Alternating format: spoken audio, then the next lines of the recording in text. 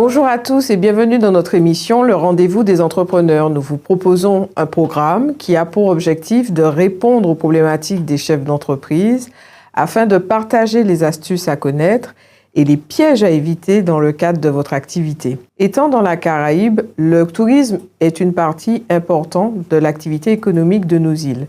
Aujourd'hui, nous allons voir comment se porte le secteur. Chef d'entreprise, dans le secteur du tourisme, quelles sont les activités dans lesquelles entreprendre? Bonjour Monsieur Lécuyer. Bonjour. Bienvenue sur notre plateau. Alors, nous sommes contents que vous soyez parmi nous aujourd'hui. Nous allons faire un sujet sur le tourisme en Martinique. Alors, en quelques mots, est-ce que vous pouvez déjà vous présenter? Alors, Philippe Lécuyer, donc je suis président du cluster du tourisme en Martinique. C'est en gros un groupement de professionnels des métiers du tourisme qui œuvrent avec les institutions aussi pour promouvoir le tourisme et faire un peu de lobbying sur ce que devrait être le tourisme demain. D'accord. Alors nous avons à la fois des hébergeurs, qu'ils soient hôteliers ou meublés de tourisme, des loueurs de voitures, des agences de voyage, les compagnies aériennes, les offices intercommunaux, enfin et puis beaucoup d'acteurs qui font des petites activités touristiques, mais qui ont leur importance dans le domaine du loisir, du sport et de l'événementiel. Ce qui nous permet d'avoir une cohésion. On se réunit assez souvent pour échanger sur des sujets divers et variés liés au tourisme, bien sûr. Alors justement, pouvez-vous nous dire quelles sont les actions de Zilea, qui est ce cluster que vous présidez, et qu'est-ce qu'il fait concrètement dans le secteur du tourisme en Martinique? Alors d'abord, c'est la tenue d'un observatoire pour la partie hébergement hôtelier, meublé de tourisme et location de voitures et lieux de visite, ce qui nous permet d'avoir de la donnée, des chiffres, de la réalité du terrain. Ensuite, on a des actions de formation auprès de nos membres, on a des actions de sensibilisation au tourisme durable, par exemple. Tout ça va amener à créer un dynamisme et une orientation, j'allais dire, des acteurs du tourisme en Martinique. Concernant le secteur du tourisme en Martinique, est-ce que vous pouvez nous dire comment il se porte aujourd'hui? Alors, il se porte un peu comme avant le Covid, donc c'est déjà pas mal, parce qu'on avait des inquiétudes sur le devenir du tourisme après ces périodes d'inactivité. Mais on a senti un élan de la clientèle pour partir en voyage. Alors, il y a des contraintes, certes, il y a des prix des billets qui ont augmenté, enfin, un certain nombre de choses, l'inflation, mais on a retrouvé un peu les niveaux d'avant la crise. Pas encore tout à fait, mais c'est assez cohérent par rapport à ce qu'on avait par le passé. Et aujourd'hui, justement, est-ce que vous pouvez dire que le tourisme a changé certains secteurs d'activité dans le tourisme? Oui, alors la pandémie a amplifié une tendance qui était de changer de type d'hébergement. On était sur des structures hôtelières depuis 70 ans, c'était la formule pour les vacances. Bon, maintenant, il y a les meublés de tourisme, les Airbnb, etc. Les gens, par souci d'économie et pour rester en famille, en groupe, entre amis, en tribu, ils vont choisir ce type d'hébergement pour être plus tranquille. Quoique les mères de famille aiment bien quand même la demi-pension ou la pension complète, c'est beaucoup plus simple aussi pour elles. Très bien. Et dans les secteurs du tourisme aujourd'hui, est-ce qu'il y a des secteurs du tourisme? Est-ce que vous pouvez nous dire les secteurs touristiques qui sont en plein essor et ceux, au contraire, qui sont en berne? Alors, ils sont en berne et en plein essor en même temps. La difficulté de notre territoire, c'est sa saisonnalité avec une clientèle monomarché, essentiellement métropolitaine ou de l'Hexagone. Alors, il n'y a pas de secteur en berne, il n'y a pas de secteur en hausse, mais quand les hébergements sont bien remplis, quelles que soient les structures, ça amène du business pour toutes les entreprises du tourisme et pour la Martinique en général. D'accord. Et là, aujourd'hui, est-ce qu'on peut dire que, par exemple, que le secteur de la restauration se porte bien, que le secteur de l'hôtellerie se portent bien. Comment on peut situer, par exemple, ces deux secteurs-là? Alors, du fait de la saisonnalité, on a un remplissage annuel des hôtels, par exemple, qui avoisine les 60%. C'est moins que ce qui se pratique dans l'Hexagone, mais on a cette problématique de saisonnalité qui fait qu'il y a des périodes où on manque de chambres et il y a d'autres où on manque de clients surtout. Voilà, donc c'est un peu ça. Notre souci principal, c'est vraiment cette saisonnalité avec, je le disais, une clientèle qui vient essentiellement de l'Hexagone. Donc quand l'Hexagone tousse un peu et attend des résultats d'élections ou des votes, eh ben, on sent que la clientèle se retient de partir en vacances et tout de suite on a un frein pour l'économie martiniquaise. Aujourd'hui, comment se situe le secteur de l'hôtellerie, par exemple? Il est, je vous le disais, au niveau de ce qu'on faisait avant le Covid. On pourrait faire beaucoup mieux. Je vous le disais tout à l'heure, on a à peu près 60% de taux d'occupation. On doit pouvoir faire mieux, mais pour ce faire, il faudra qu'on aille chercher les clients ailleurs, puisque l'Hexagone ne nous fournit pas assez, notamment quand pour eux, il y a des destinations soleil beaucoup moins chères et moins loin. Très bien. Est-ce que vous pensez que l'offre qui existe en Martinique en termes d'hôtellerie est suffisante ou elle peut être encore complétée?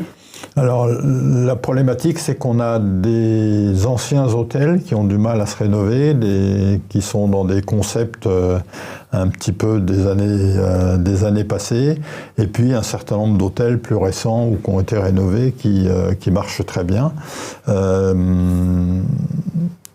On est sur des standards, enfin dans la grande hôtellerie, sur des standards d'il y a 50 ans, donc c'est pas les mêmes qu'actuellement, et c'est surtout pas les mêmes que ce qui nous entoure actuellement, enfin dans la Caraïbe, donc c'est ça qui la concurrence est un petit peu en avance par rapport à nous. Alors heureusement, il y a des projets hôteliers en cours et on espère qu'avec ça, on va pouvoir booster la destination, déjà en termes de capacité, ce qui nous manque en haute saison, et puis en qualité d'hébergement pour nos visiteurs.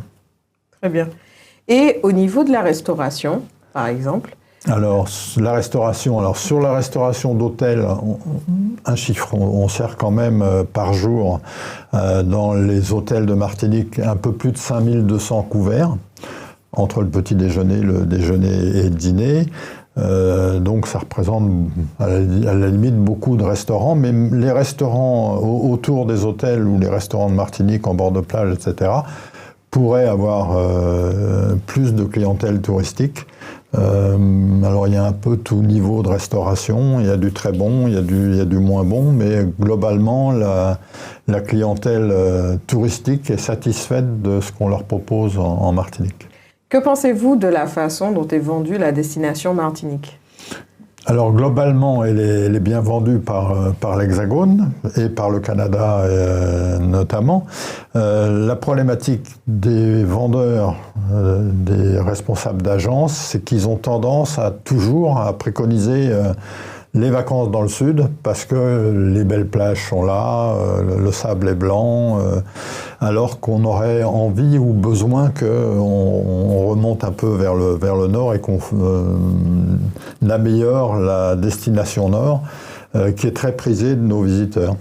On est dans la Caraïbe, donc aujourd'hui, comment vous pouvez nous situer je ne sais pas si si on peut parler de la Martinique et de la Guadeloupe en même temps, mais oui. Comme on a à peu près les mêmes caractéristiques, comment vous aurez situé notre tourisme par rapport à celui pratiqué dans la Caraïbe ?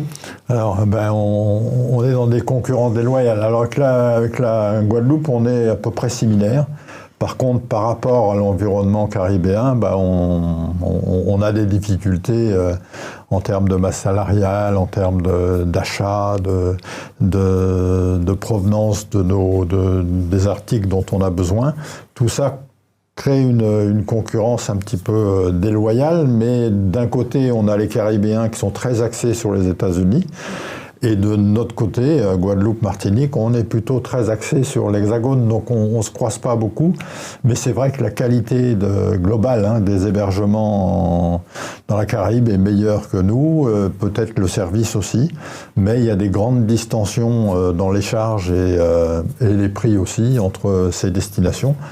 Je ne veux pas dire qu'on soit moins cher que la Caraïbe, mais avec le même prix qu'on va payer, par exemple, à Sainte-Lucie, on aura un service beaucoup plus classieux et plus efficace aussi. Et ça, c'est une réalité. Justement, est-ce qu'on peut faire une parenthèse sur l'emploi dans le tourisme? Que pensez-vous de l'emploi dans le tourisme aujourd'hui et est-ce que le Covid a modifié des choses dans ce secteur? Alors, l'emploi, on a comme beaucoup de secteurs, le secteur du tourisme a du mal à recruter parce que c'est des métiers avec un certain nombre de contraintes. On travaille les jours fériés, le week-end, en coupure parfois dans la journée. Enfin, c'est un petit peu compliqué et on n'arrive pas au global à trouver suffisamment de personnes qui sont prêtes à assumer ces contraintes ou à les supporter. Et donc, on n'a pas suffisamment de personnel sur place qualifié pour occuper tous les postes en restauration, en hébergement, dans tout le tourisme. On a aussi besoin de faire appel à des saisonniers pour compléter nos équipes. C'est ça. Et aujourd'hui, pour trouver ce personnel, comment font la plupart des restaurateurs ou des hôteliers actuellement? Alors la première recherche, elle se fait en local, en liaison avec les organismes de formation ou des lycées professionnels. Donc ça, c'est notre première démarche. Et après, on va essayer de capter à travers des annonces régionales et locales surtout. Et puis après, on aura besoin de compléments pour chercher du monde, pour occuper ces postes qui ne sont pas suffisamment valorisés. Enfin, on a fait des belles augmentations dans le secteur de la restauration. Je parle d'augmentation tarifaire pour les salariés, mais ça ne suffit pas parce qu'il y a des contraintes de jours fériés, de week-ends, j'en parlais tout à l'heure, qui nuisent un petit peu à l'attrait de ces métiers. Et pour ces personnels-là, on a encore du mal à les trouver. Cuisine, restauration, c'est le plus difficile. En plus, on a une autre contrainte, c'est qu'ici, on ne trouve pas des logements à proximité des zones touristiques. On ne peut pas demander à un saisonnier qui travaille au SMIC de payer un Airbnb qui lui prendra tout son salaire. Donc c'est aussi une contrainte, c'est aussi une difficulté pour faire venir des gens travailler chez nous. On a sûrement des jeunes du Nord, par exemple, qui auraient envie de travailler dans le sud de la Martinique, mais là aussi on a un problème de mobilité, mobilité et logement, donc ils ne peuvent pas trouver la bonne solution pour travailler, malheureusement. Donc on voit bien qu'il y a beaucoup de freins. Mm-hmm. Bon. Aujourd'hui, un chef d'entreprise qui veut monter son entreprise dans le secteur du tourisme, quelle est la principale chose qu'il doit prendre en compte quand il fait, par exemple, son étude de marché avant de se lancer dans ce secteur? Alors, on manque de chiffres en Martinique déjà pour faire des réelles études de marché, d'où notre observatoire, qui ne sert pas qu'à ça, mais ça peut servir à ça, pour bien identifier les volumes d'affaires qu'on pourra effectuer. Quel que soit le secteur, d'ailleurs, faut anticiper et bien savoir si l'activité qu'on va entreprendre est viable, pas seulement la première année, mais à long terme, ouais. C'est l'objectif. Après, faut pas viser trop haut au départ. On connaît les taux d'occupation, la fréquentation touristique, la saisonnalité. Donc, faut tenir de tous ces facteurs pour monter un business model qui soit cohérent. C'est pas la peine d'envisager de travailler qu'avec des Américains. On n'aura pas cette clientèle demain. Ça fait 20 ans qu'on cherche à l'avoir, on ne l'a pas. Donc, faut imaginer de travailler avec la clientèle qu'on a actuellement et depuis de nombreuses années. Des gens qui viennent de l'Hexagone, qui n'ont pas un pouvoir d'achat extraordinaire, mais qui consomment un petit peu. Donc, faut tenir compte de ça pour monter son entreprise et surtout son business model. Et alors, quels sont justement le rôle de cet observatoire et où on peut trouver les chiffres? Alors, notre observatoire, on transmet nos données au CMT qui, lui, collecte avec des enquêtes aux frontières, etc., au sein de son propre observatoire. Nous, c'est des données très pratiques, très efficaces sur les taux d'occupation, les prix moyens, enfin on a un certain nombre d'indicateurs. Alors on peut les retrouver sur notre site internet, mais aussi sur le site du Comité martiniquais du tourisme. Un chef d'entreprise, comment aujourd'hui il fait pour connaître les aides ou les accompagnements qui puissent exister quand il veut se lancer dans ces secteurs d'activité? Est-ce qu'il contacte Zilia? Est-ce qu'il contacte le comité du tourisme? Comment ça se passe? Alors, il y a plusieurs entrées, parce qu'il y a aussi Martinique Développement, la CTM, enfin, c'est un peu compliqué. L'avantage pour un entrepreneur ici, contrairement à l'Hexagone, c'est qu'il peut bénéficier de fonds européens qui peut l'aider à créer son entreprise et à au moins le lancer sur les rails. Donc ça, c'est un atout très important. Et effectivement, il faut bien anticiper ça, bien se renseigner sur les aides. Alors maintenant, il y a même les offices intercommunaux qui s'en occupent, enfin, les offices de tourisme, voire les communautés d'agglo qui ont cette responsabilité aussi. Et effectivement, il y a d'autres portes d'entrée comme le CMT, la Chambre de commerce, la Chambre des métiers. Enfin, il y a un certain nombre d'acteurs. Mais tout, après, va partir sur la collectivité territoriale qui, elle, gère les fonds européens, justement. D'accord. Et est-ce que vous avez en tête quelques accompagnements, quelques aides qui sont pratiquées dans ce secteur? Il y en a sur l'investissement immobilier, pour par exemple les hébergeurs. Sur la restauration, il y a aussi des aides à la création d'entreprises et à l'investissement matériel, de froid, de chaud, de table de restaurant, etc. Donc tout ça est aidé entre 50 et 60% ou 70% quand tout va bien de vos achats vont être financés ou cofinancés par l'Europe et la collectivité territoriale de Martinique. Donc c'est pas négligeable, faut y aller, il faut aller chercher ces aides. Alors c'est un peu long, on connaît un peu nos difficultés de paiement, c'est qu'il faut faire l'avance de ces frais parce que les aides européennes n'interviennent que pour rembourser ce qui a été dépensé. Donc au départ, il faut aussi trouver un banquier ou une garantie bancaire qui va vous permettre d'aller voir votre banquier et avoir un peu d'argent au départ avec la garantie que vous aurez demain le paiement par l'Europe. Oui, très bien. Aujourd'hui, quel conseil vous auriez donné aux chefs d'entreprise justement qui se lancent dans le secteur du tourisme? Il faut être vigilant. Beaucoup de jeunes porteurs de projets ont d'excellentes idées. Malheureusement, parfois, c'est un petit peu en décalage avec l'activité qu'on connaît dans le tourisme. Donc je crois qu'il faut que ces jeunes ou ces moins jeunes n'hésitent pas à rencontrer des professionnels pour parler des difficultés du métier ou du plaisir du métier. Et puis les jeunes qui ont envie de travailler, il y a moyen de se réaliser en Martinique dans les métiers qu'on choisit, même s'ils sont un petit peu contraignants, mais il y a moyen de devenir un excellent chef de cuisine en Martinique, un très bon maître d'hôtel ou un directeur d'hôtel demain. Enfin, il y a de la possibilité de s'épanouir dans ces métiers-là. Et pour les entrepreneurs qui vont prendre du risque d'investissement, là il y a des aides et des organismes qui sont prêts à conseiller l'entrepreneur pour que son activité démarre et qu'elle perdure. Très bien. Bon, c'est bon.